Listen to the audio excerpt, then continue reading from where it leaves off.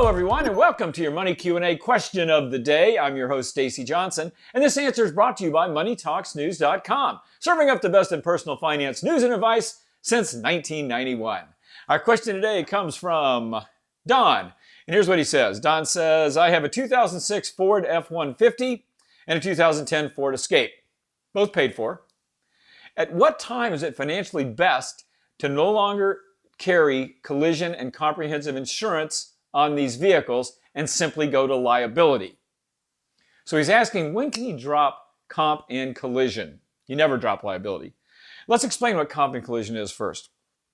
Collision, as the name implies, collision covers you if you collide with somebody or they collide with you. Let's say you run into a pole, another car runs into you, you run into another car. Collision is what fixes your car. Comprehensive, on the other hand, as this name implies, is comprehensive. It covers basically everything else.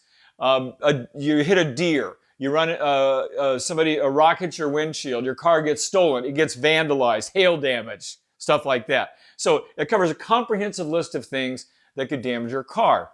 Don's asking, should I keep paying for this insurance once my cars are paid for?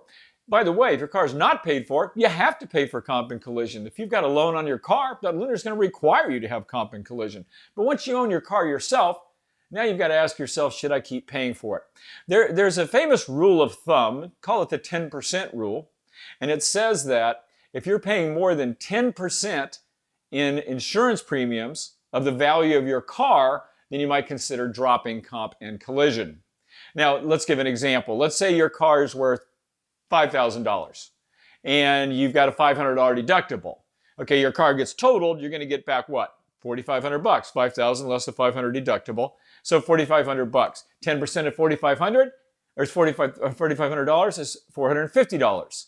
So that means that if you're paying more than $450 for comp and collision, you might consider dropping it. This is a rule of thumb. Doesn't mean you have to.